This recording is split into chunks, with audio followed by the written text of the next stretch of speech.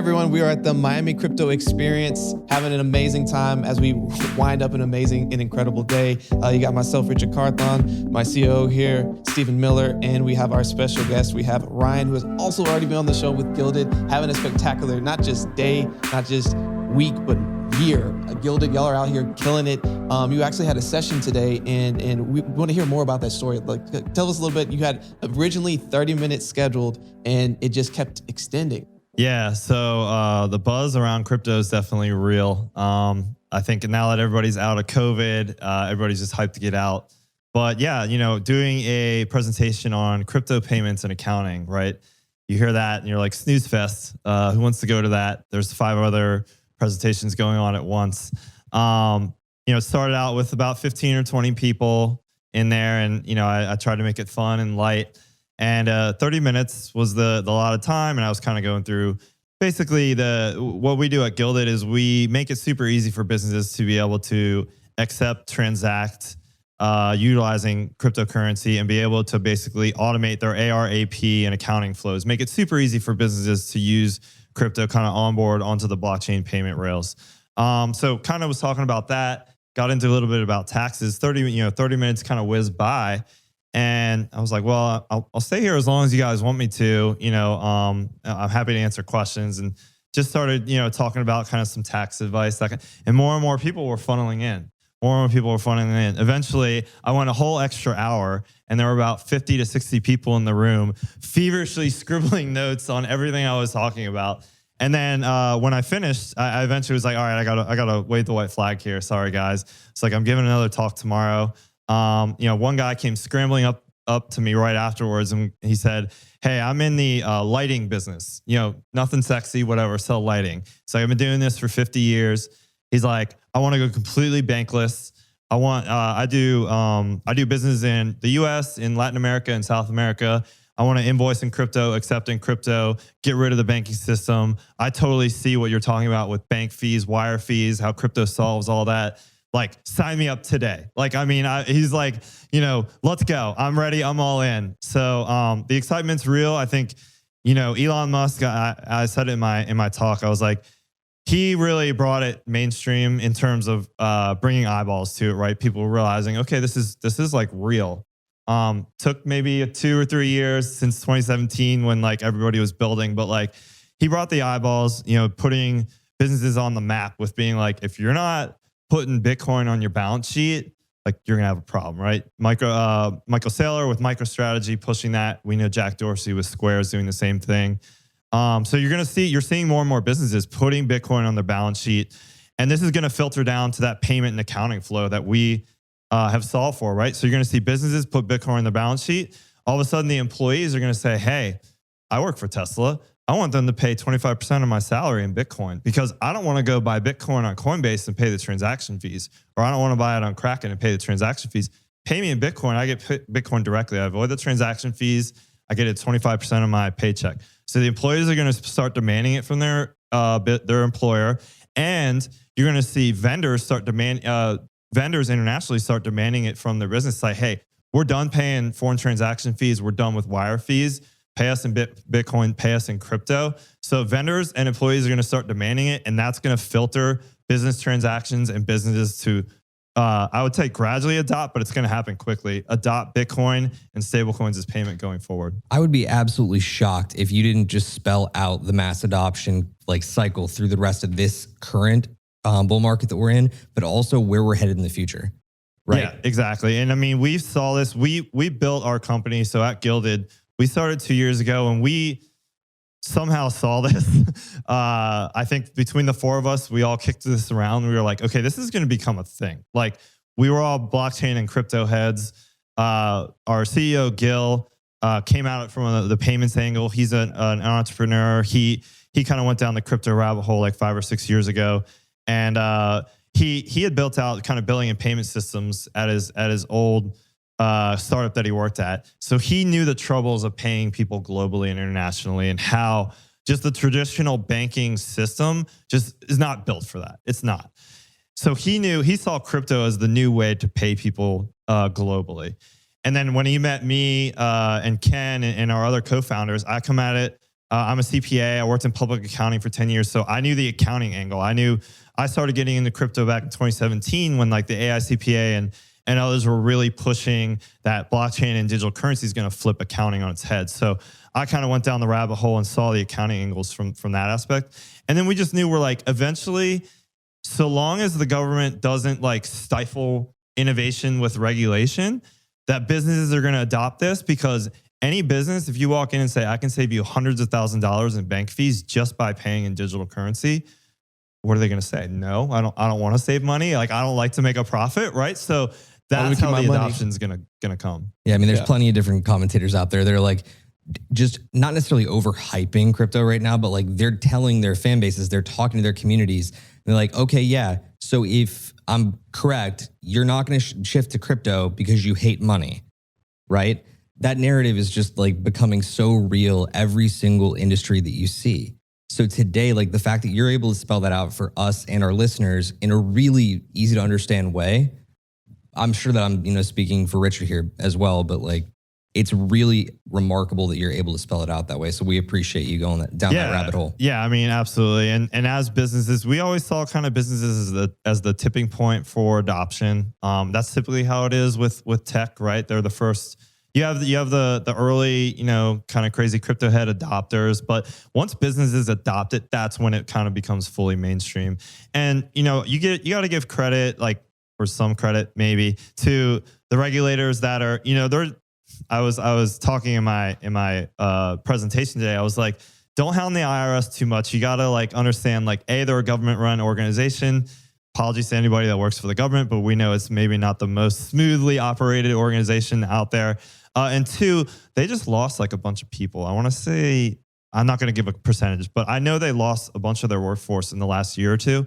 So they're running short man. They're trying to keep up with this. Now, I know they're really smart. There's definitely some there's some really smart people that work at the IRS. Like, people may not understand that. Like, there's smart people there. So they're trying to keep up, but they don't, again, they're trying to build the framework of regulation around how do we tax this? How do we classify this? How do we like properly regulate it, but also make sure we're not stifling the innovation and the changes that are going to come about in the next, this year, 3 years, 5 years down the road. So they're carefully frameworking it. They want to make sure that, again, they're not stifling, creating something that just completely screws or, messes with the whole industry. Yeah, for sure. And, something else that I want to plug is that we actually use Gilded for our invoicing. It's very easy, and it's a very streamlined way to like go about our business. And after having both Joey and Raina on the show, it's pretty remarkable how we need to keep finding ways to adapt and use blockchain and crypto to make our lives easier and to take away some of those transaction fees and give people the opportunity to be able to pay in crypto, especially with, interviewing and being with a lot of people in the crypto industry. A lot of them have crypto that they want to use. So why not give them a way to distribute it? And, on that, I'm sure there's a lot of questions that came up during your session. What were some of the fun nuggets that you were able to give some of the people in the questions? Yeah. So of course, everybody always loves the tax aspect when you're talking accounting and payments. So, some people wanted to understand cost basis. How can I basically properly select the right cost basis where I'm paying the least amount of tax? Now, this is obviously very applicable, not just for individuals, but for businesses. The same, right? They're trying to save on taxes, right? So extremely applicable for business in terms of cost basis, understanding how taxes work. There's some nuances with crypto too, where today there's specific rules maybe for regular kind of traditional securities in terms of a wash sale rule. That rule is kind of not existent in crypto today. That may change obviously going forward, but you can have some tax savings or advantages kind of utilizing that rule to your benefit. And there's some more situations like that out there. I was throwing out Roth IRAs where, a Roth IRA, I've been preaching this from the mountaintop. I just recently converted my IRA to a self-directed Roth IRA and put it all in crypto. And your earnings on a Roth IRA are tax-free. And I have about 25 years till I hit, 65. So, safe bet in my book that I think, Bitcoin and crypto will be worth a lot more 20, 25 years from now from where it is now. And all those earnings that I would put in there is tax free. So I try to preach that to people. If you can convert your Roth IRA to a self-directed IRA and you're a believer in Bitcoin and crypto and think 20 or 30 years from now, it's going to be, 10X, 20X, whatever, do it. Because, there's nothing more empowering than actually having power over your finances and being able to, create that generational wealth. So look, I'm not necessarily wanting to ask you to step too outside of the Gilded space, but you just brought up something really interesting. And I want to make sure that those of the individuals in our audience that are newer to the space, right? The people that are just starting to go into crypto because they're curious about it. Can you give me a little bit more detail from, call it the novice's perspective, on like what that conversion process looked like for you? Because again, you just said you went through it recently. Yeah, absolutely. It's I don't want to say it's fairly simple. You have to find the right, and I won't plug anybody in this podcast unless they want to pay me. I plugged too many people in my presentation. I was like, God, these guys got to start paying me, man. I'm like throwing their stuff out there left and right. Up, man. Yeah. So, but if you need to find the right, I'd say like self-directed IRA provider for this example. There's some out there. The space is so early. I call it going from the horse to the car. The traditional banking and finance system is the horse. And when you said to people back then, before the car was invented, how do you go faster? They say, well, just give me more horses, create more horses. Then the car was invented. So blockchain and crypto is the car. Everybody's like, whoa, this is really cool. People are buying cars, right? But you need, guess what? The cars are being driven on the old horse and buggy infrastructure roads. Now, the space is really building that kind of highway, traditional roadway infrastructure. Gilded, I like to say we built a highway. Like we have an initial highway built. We're trying to build a lot more as fast as we can. All the apps in the space are trying to build highways as fast as they can so that you can onboard as many cars in this space as fast as possible. So with that said, there's, IRA, self-directed IRA companies out there that are working on kind of creating that better user experience, et cetera. So it's about kind of finding the one that I'd say like works best for you in your experience, finding one that you can obviously trust. We know we're early in the space and, even now there's stuff out there that may not be as trusted. There's going to be your kind of scammers and stuff. So you have to make sure you find one that's very reputable that people have kind of recommended to you.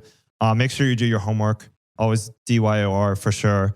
And then once you find it, it's really just rolling it over from kind of your traditional IRA. I had one with a big bank.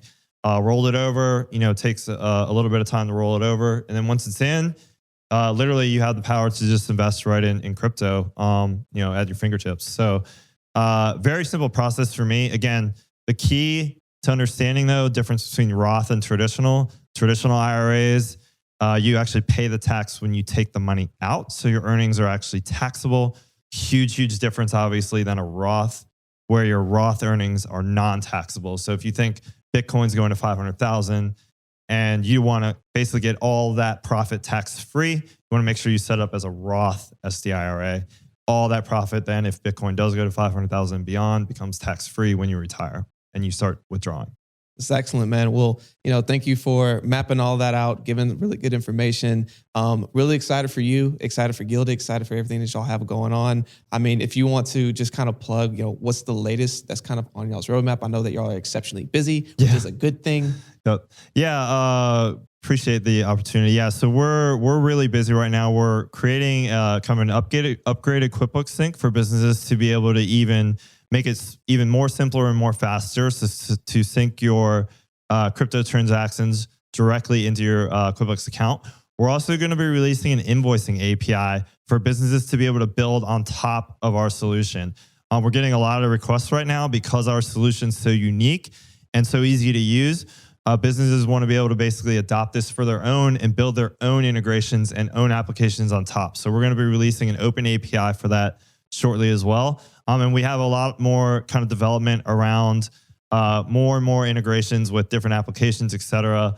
Our longer term vision really is to become that infrastructure for businesses that are onboarding into the DeFi space. So just making it super easy for businesses to be able to onboard into blockchain and crypto use crypto as part of their everyday kind of infrastructure, back office payments, and providing that infrastructure for businesses to be able to do that. Look, that's really exciting stuff, man. I mean, big congratulations to you and your entire team on all that in development. Thank you. I want to kind of close out with two other little questions for you. First of which, what do you think of the experience overall here? Tell our listeners a little bit more about what your experience is, not only as a vendor partner, but as an attendee here at Miami Crypto Experience. What are you getting out of it?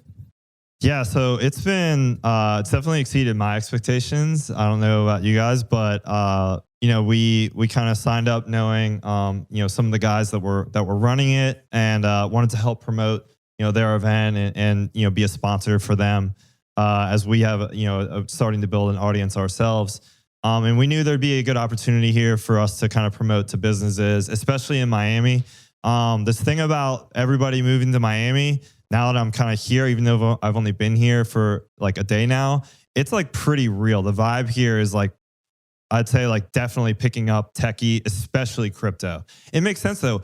Miami is such a melting pot. So you got everybody from across the globe. What's the global currency? It's going to Bitcoin. It's going to that digital currency, native supporting system for global transfer of value. So Miami is the perfect place for that. You have people sending money all across the world that are living in Miami. So it's real. This conference has been great so far. The amount of attendees and interest that you're seeing as people are just, really excited about the crypto and blockchain space right now.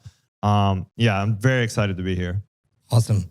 Well, the last thing that I want to ask before I'll let Richard take us home, where can our listeners connect with you? Yeah, so I am on Twitter at Joey T. Ryan. I'll drop some crypto accounting knowledge every now and then. Twitter is the best place. I'm also on LinkedIn because businesses and CPAs love LinkedIn. CPAs are still kind of on that traditional LinkedIn path. So I'm really out there trying to help educate in the crypto kind of CPA space. I get a lot of connections to CPAs that are starting to dive into the space as their clients are now saying, oh, I have crypto transactions. You guys need to start, accounting for this, auditing this, preparing taxes for this. So those are the two best places to find me. And you can check us out at gilded.finance as well. We have a great blog where we do a lot of education on crypto accounting, crypto payments, crypto taxes, all that fun stuff for businesses. Absolutely. And you're absolutely crushing it. We appreciate you spending some time getting to meet in person finally. Yeah. After all of this, well, actually round two, we used to meet each other at the New Orleans meetups. Yep. So going way back. So being back in person again, having a great time. Again, appreciate your time. And of course, for everyone listening and tuning in, stay cryptocurrent.